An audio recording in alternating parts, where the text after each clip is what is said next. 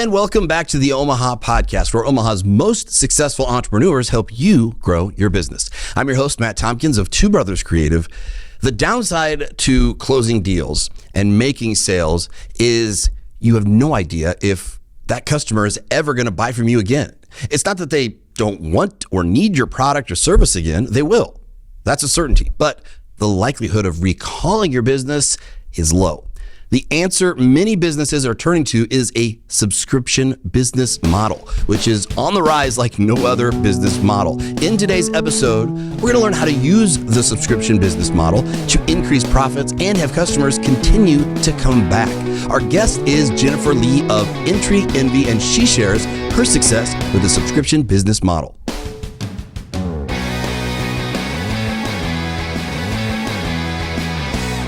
If I asked you who was the first person to fly across the Atlantic, you know, history buffs, most of us maybe would know it's Charles Lindbergh. If I was to ask you who the second person was to fly across the Atlantic, would you know who that person is? Probably not. Probably not. I didn't either. Don't feel bad. Bert Hinkler. Hinkle? I don't even get his name correct. Okay. Bert. I know his first name is Bert. Who is the third person to cross the Atlantic? No clue. Amelia Earhart. Oh, okay.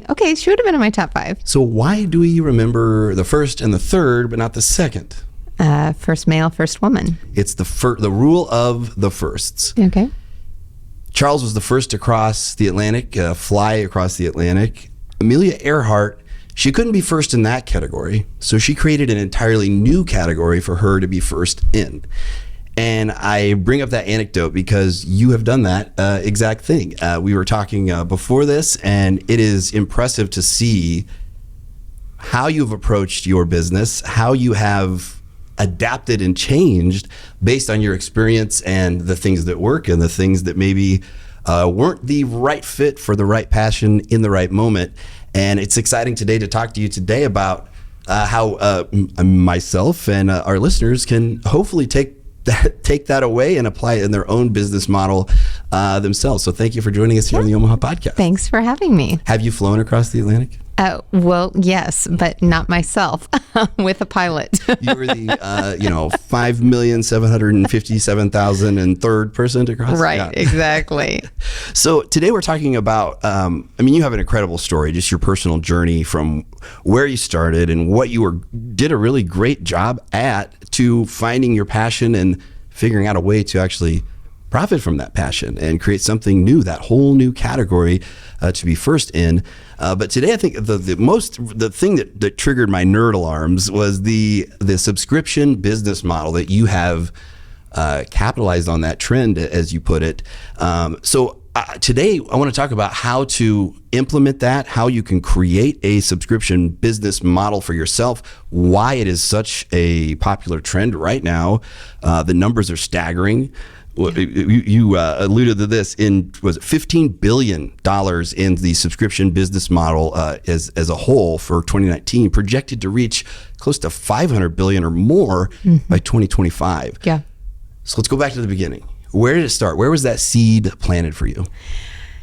So, my freshman year of college, my marketing professor said, if you're ever going to start your own business, which I had no interest of at that time, I just remember him saying, make sure it has a reoccurring revenue model. And I thought, what the hell are you talking about? This is Dr. John Hafer from UNO. And I asked him to expand. What do you mean? And he said, Omaha World Herald, a subscription model as basic as that, but gave several other examples. So it's always been in my mind. How do you have a business that you ensure that customers are coming back for? So I go on and graduate from college. I managed law firms for almost 20 years. And the last 10 years I spent in my head, and as I went back for my executive MBA 8 years ago, I knew I wanted to own my own company, but I couldn't figure out what it was. I couldn't figure out what I wanted to do that had the passion with that reoccurring revenue model. You have to make sure when you're starting a company, it's going to be profitable. And Wait, what? Yeah. I think maybe I missed that's the crucial rule I forgot. That's why this isn't working. Dang it. But you do. You have, you can love it all you want, but you got to figure out how to make money off of it, right? And there's a lot of people who don't actually love their business, but they have a really profitable business. So maybe they enjoy the profits, but not the company. I wanted it all. That's what I always say, dear Santa, I want it all. And so here we are. And you found it all. I mean, you are finding it all. I think the story continues. Obviously, you have some big ambitions that are long past due to reshape the trade industries in particular, where we aren't seeing the numbers of women represented in leadership roles, and there are things that should have been changed decades ago that should not be the way they are, but the reality is they are. And now you're using your platform, you're using that recurring business model, revenue model that your professor planted the seed for. You're using that now to accomplish those things and to impact and help other women in various industries. So you're in college, you have the seed planted, and you spent like you said, 18 years, you said, in working with law firms. And what made you stay or not stay with that? What was the turning point where you realized, okay, this is good money, it's a career, but it's just not aligning with my core values or my passion? Well, I think that it sounds altruistic, but I want to help people. And as the executive director of a law firm, my job was to make lawyers more money. It was the profit per partner, right? And I didn't have the direct contact with clients. I was serving all of the lawyers and the employees, which was great. And I enjoyed working with all of them, but I didn't want to do only that for the rest of my life. And so as I sort of went back for my MBA, I still had in my mind that I was going to have a law firm consulting practice. And it was actually the process of writing a book. Sometimes we learn what we don't want to do when we put our pen to paper. And I was about 80% of the way through a book on how to manage a law firm. The quickest way to establish credibility is to become an author, right? So as I was writing the book, I realized that I did not want to do that. I did not want to build this business. It wasn't going to be something that I wanted to do. I had opportunities to buy other people's practices. Like it would have made so much sense, but the passion wasn't there.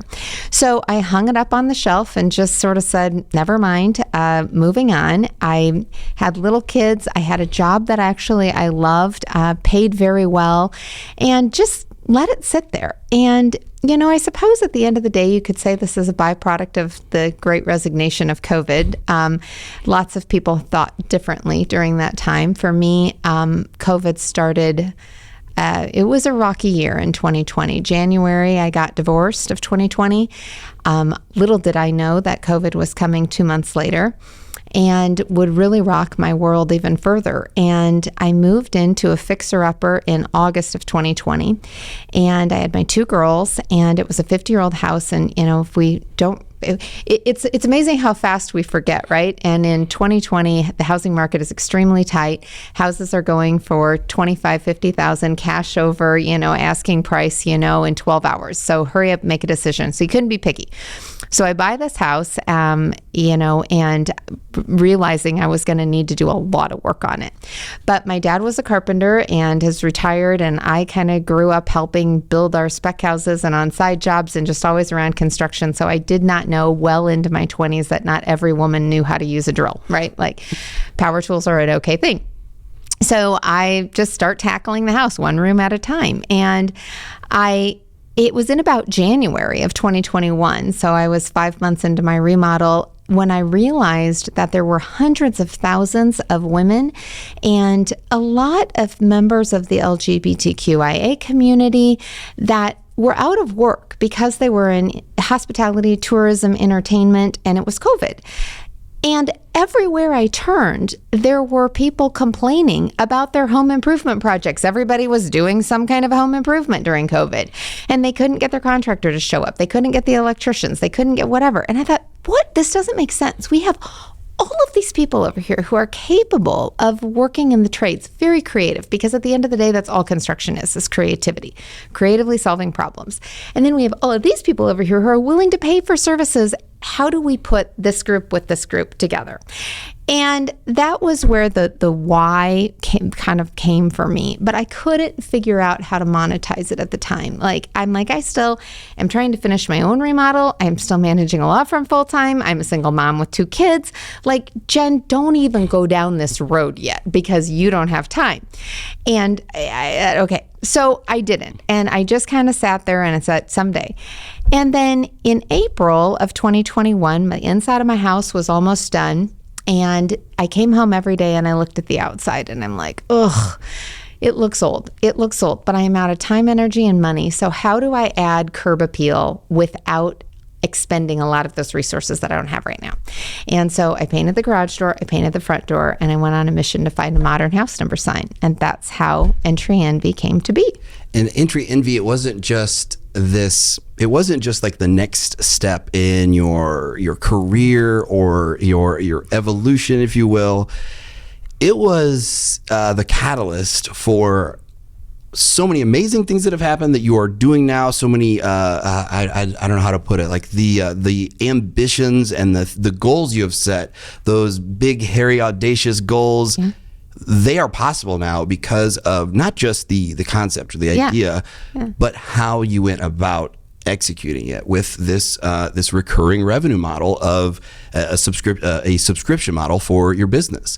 And so did it click like a switch or the proverbial light bulb went off? Oh yeah, my professor in college planted the seed that has now blossomed into this oak tree.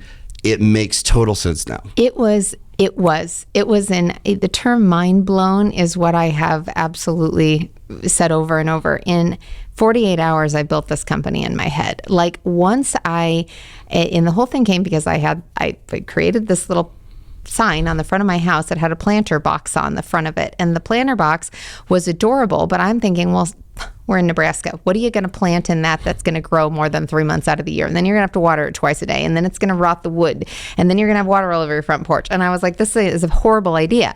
And so, but I really liked the sign, so I built it anyway. And then it was a matter of trying to figure out what was going to go in it. So I get my whole thing done. I've spent an hour at the craft store of trying to fill it up with all of my fake stuff. And I got to find my wire cutters, and I got a mess and sped to overbuy everything because I didn't need 24 tulips. I only needed 3, but they don't sell them like that. And so anyway, I get it all done, and it's the cutest thing I've ever seen. And I thought, great, I have to do this every month. What did I just create? And it was in that same breath that it was like, what did I just create? Does anybody else do this? So Marketing 101, go find out. Go do your competitor research. Does anybody do faux floral subscriptions? No. Does anybody sell house signs with planter boxes that have a subscription or add-on piece? No. And so it was like, wait a second, not everybody needs a house number. Some people are going to want their last name. Some people just might want to say welcome home. Some are going to need a vertical. Some are going to need a horizontal. And then what about the people who live in apartments or condos or assisted living facilities? They have a front door too, so I created another one. So for me, I knew that you have to keep it simple in business. So it's one subscription. It doesn't matter what their sign looks like. It's one subscription, and that's what's keeping them coming back every month. But then, well, some people might only want quarter from an kind of an affordability standpoint. So we created a seasonal option. So the monthly one has all the holidays and the seasons, and then the quarterly one only has the seasons. So yes, it was truly in 48 hours that it was like the light bulb went off, and I just thought, I've got this. But then, of course, as a part of that, I went straight to the spreadsheets and said, how much do I think this is going to cost? How many widgets do you have to sell in order to be profitable? How long is that going to take? And of course, you're guessing, but you have to go into it with a plan. And then you have to execute. Which most of us, and I think it was actually from an earlier episode that we did, the analogy of entrepreneurs, they jump off the cliff and then build the airplane on the way down. I know I did that, but I had the same doing that. I would say I think we all are continuing to do that. But I had the same moment with two brothers because I had done freelance production, video production for, as long as I had worked in broadcasting and radio and television. And it was like side revenue here and there, but the projects were just one-off, these standalone projects. And, I didn't value my services maybe as I should. I think a lot of people make that mistake as well, which is a separate topic for a different episode. Yeah. But the point is that I look back and I didn't see a way possible to be able to do this as a full-time thing. And it was the same year. It was 2020, moved to a new station. And I was just like, I want out. Like, this is not, it's not fulfilling it's not fulfilling for me. It's not meeting my passions, what I love to do. And then it clicked with one client, with one project. They said, hey, we want to do a podcast with video though. And I never really put the two and two together. And all of a sudden it was overnight, everything aligned. Wait a minute, like I have been teaching the same techniques you use in podcasts at college at Iowa Western for 3 years at that point. I have coached people and trained people in broadcasting. I've done video and the audio formats, and bringing those two worlds together, I'd never considered. When I did, not only is this a model that fits me and I love every aspect of it, it is my passion, but the recurring revenue model, it became a reality, which you don't have with videos. You do a commercial for somebody, you're not going to see them until the next time they need a commercial, which could be 6 months, it could be 2 years, it could be never. Maybe they go out of business, maybe they only wanted one video and that's it. This was a recurring revenue model that allowed me to actually plan and take those steps to do this full time as an entrepreneur, as a small business owner. The transformation that happens to you, I think, as a business owner, and the opportunities that are created in that instance when you consider the recurring revenue model are really incredible, almost overwhelming. It's like the seas have parted and you see the light, you see behind the curtain, you see, wow, this is possible. So that is similar, I guess, feelings or sensations going through your mind at that point for you? Yeah, absolutely. I think that's awesome. So when we look at, the seeds planted, your eyes are now opened. Let's talk practical, because you got into the plan, you got into the spreadsheet, and you said, okay, is this possible? How am I going to do this? And that's, I think, for our listener, how do they put this into practice? If the subscription model is a trend right now, it's likely not going to go away. It is booming, as we mentioned with the stats at the beginning of the show. What are like the first 3 steps? How do we get into actually having a subscription business model for your business? Well, I think that I'm going to go back to the basics. You've got to have the foundation. So I continued to do research and said, okay, I think I have a great idea, and it can be profitable if it works out the way I think it will. Do I have product viability, right? So, you have people who have already an existing business who may already have that product viability established. But if somebody's thinking about starting a subscription, okay, have you had anybody buy this who's not a friend or family member, right? Basic question. Grandma, would you buy some popcorn for me? Yes, it's Matt, your grandson, the Boy Scout again. Right. Oh, I know. So, I did my research at a craft show, and I wasn't even selling anything. I just exhibited as totally market research space, had 5 sample signs, and at the end of 6 hours, I had 250 email addresses from people that said, let us know when you go online, we'd like to buy one. And I thought, oh, okay, hold on, I think I've got something here. So then I had 20 years of managing businesses behind me, which was great. I had a lot of education. I didn't have a clue how to start a company. Not a clue. I mean, that's a whole different ballgame. So I think my advice on that side is don't go it alone. I hired a coach to kind of help me with those basics. We needed to make sure that we had the strong foundation to build the company. I think, as you said, a lot of entrepreneurs jump off the cliff and then they build the plane. And to an extent, yes, we do that as entrepreneurs no matter what. But I didn't go into this as a hobby. I went into this with kind of lofty goals from the beginning and saying, okay, if this is where I want to be, how do I get there? And so I knew that I was not going to do a DIY website and then move it later to something better. I researched what's the best platform to put this on, right? I made that mistake. I admit, I feel like there needs to be like a Wix Anonymous group out there. Just, yes, hi, my name is Matt. I created my business site on Wix. I know. It's okay. Everybody does it however. But I researched, first of all, you have to have a platform to manage your subscription software. So what is that? And so, there's a lot of companies out there competing for that space. So what's the one that fits your business the best? Now, as much research as I did, we know in the world of technology, things change. So the company that was the best one 6 months ago is no longer the best one today. And as your company changes, that has to change. So I never say there's mistakes. There's feedback, right? There's never failure. It's just learn and move on. And as much as you try, you get it. So I also researched what are the top 3 reasons people subscribe and unsubscribe. There is a term in the subscription world called the churn rate.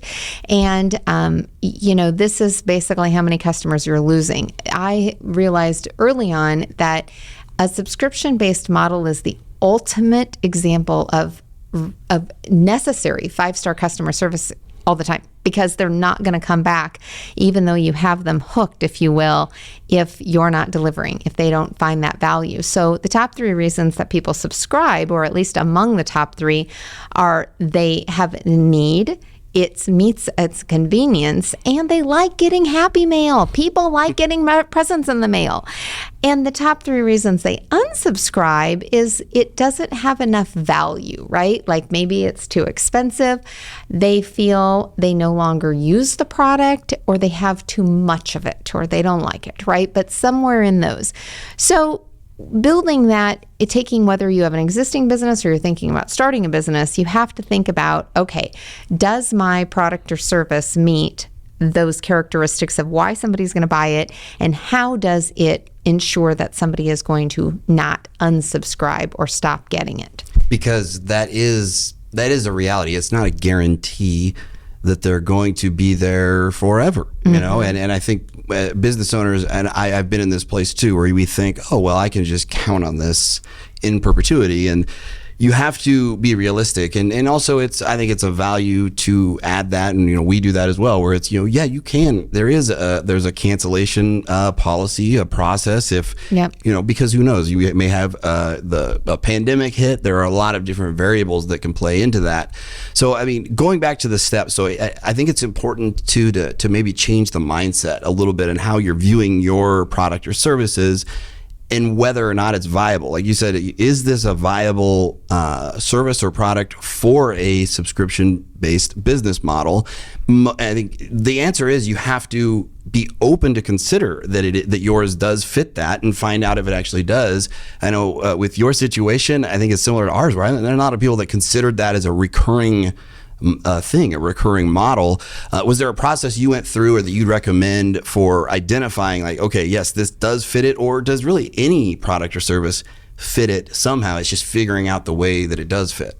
Well, ours was particularly challenging because our product is very unique. Most subscriptions do not have a required physical base product and a physical reoccurring subscription product.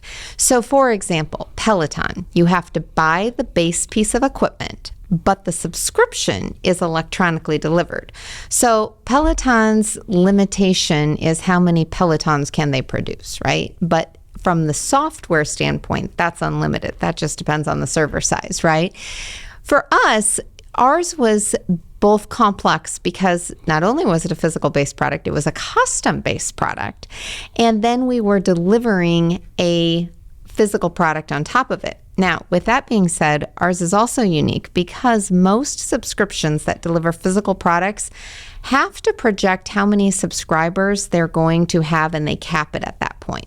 So if it's not really competitors, we don't have any direct, but our space is home decor subscriptions. So the other home decor subscription companies are going to say, okay, we're going to guess that we have 500 subscribers for this quarter, and we're going to buy months in advance from whatever country this amount of product, right? Because they have to be able to produce 500 of those exact same boxes that are going to get shipped to their customers. And if they guessed high, they have excess inventory. If they guessed low, they have missed opportunity on sales. Either way, it's a lot of stress. Either way. Either way, it's a lot of stress, and subscription models very much can be.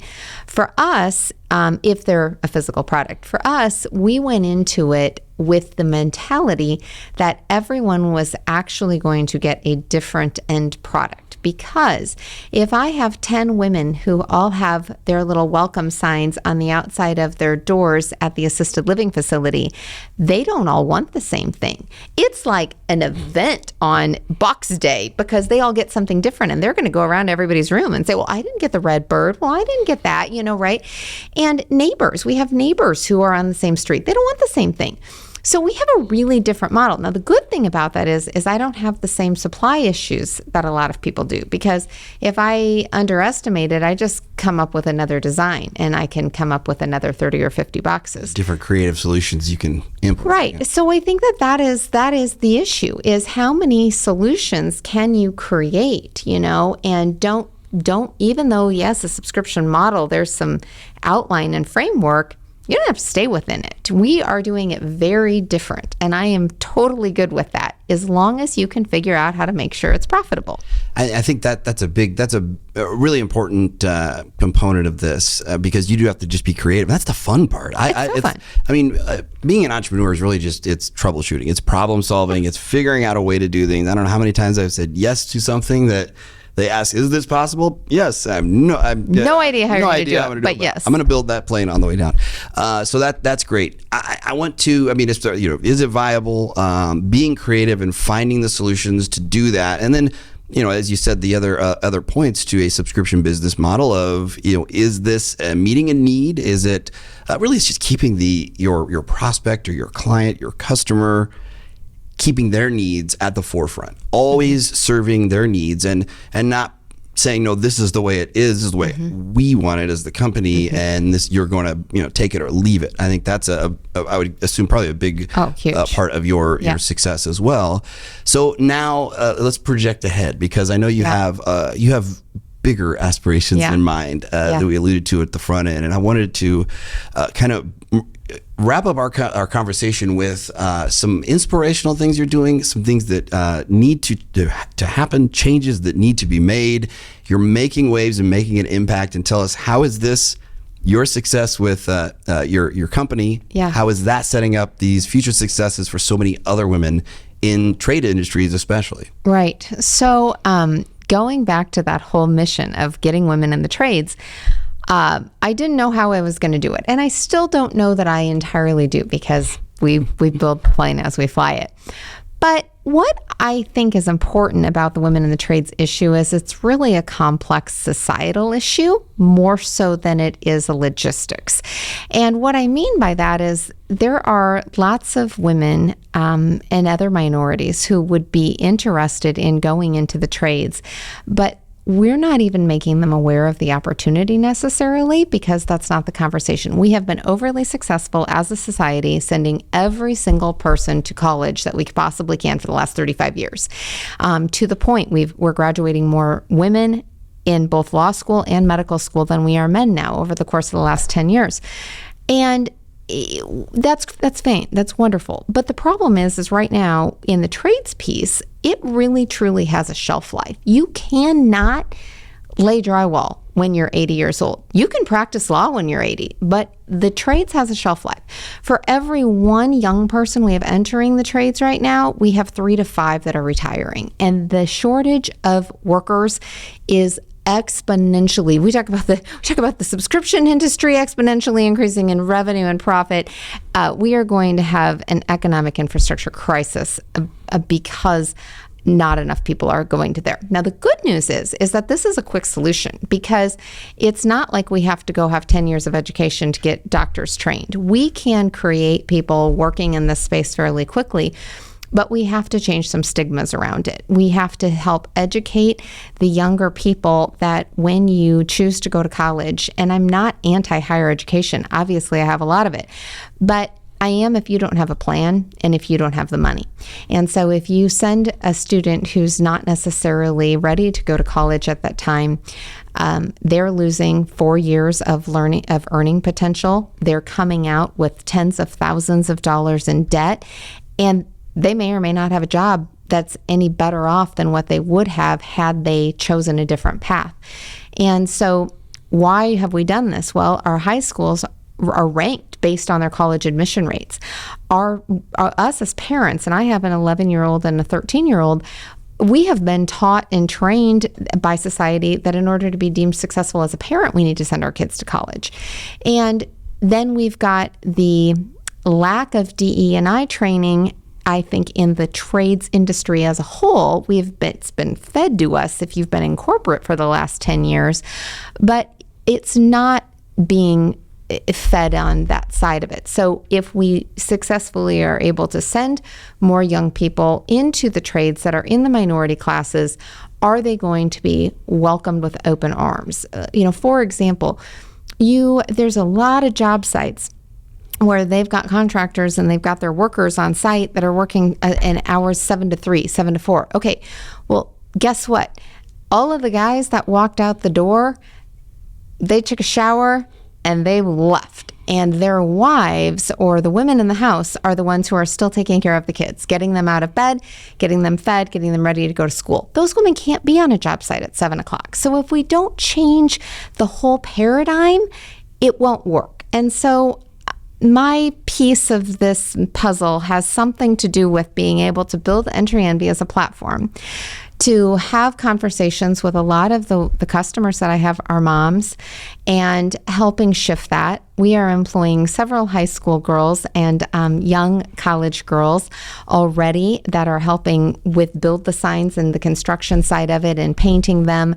And I will continue to be able to do that. I will never outsource this piece because I think it is so important, and providing that positive space for leadership to help them learn. So lots of options, and I want to continue that conversation. It sounds like that's just an easy, simple thing to fix, this societal change, right? No? All right. Give me a challenge and I'm up for it. Well, when you get into that, when you really look into the data and the history, the patterns, everything, it is more complex than we think it is when we first look at it. The pay gap, let's just change it. Well, there's a lot of different factors to consider and to resolve and troubleshoot, which is what you're great at doing. And I can tell you from the perspective of someone who is married to the ultimate crafter, I think a lot of it is just reinstating the confidence. I tell my wife all the time, you could be doing this, and these are amazing things you're crafting. Just telling people they can, believing in people, not just in our heads, but vocalizing that support. And then the next step of presenting opportunities like you're doing with so many women, not just with your company, but as you go out and you speak to different groups and other mediums that you're considering and doing for the future. So it's exciting to see. It's exciting to see the progress you made. I think it's inspiring. I think on multiple levels, on the practical business front with this subscription business model, but then also just in the emotional connection and the passion that you can, it's obvious to see it. You exude that passion, which is incredible to sit next to you and hear about today. So I appreciate you coming on the Omaha Podcast. Thank you so much. It's going to be a fun next chapter. Thanks once again for joining us here today on the Omaha Podcast. Subscribe so you never miss an episode. You can also reach out to us on Facebook. You can hit us up at the Omaha Podcast. I've been getting so many messages recently from listeners, really getting things out of our episodes, touched by our episodes, and appreciate that greatly. If there is a topic, a subject, a guest that you think would be great for the podcast, or if you just want to reach out for help or support, resources, let us know. We are here for you. This is the Omaha Podcast, where Omaha's most successful entrepreneurs help your business grow.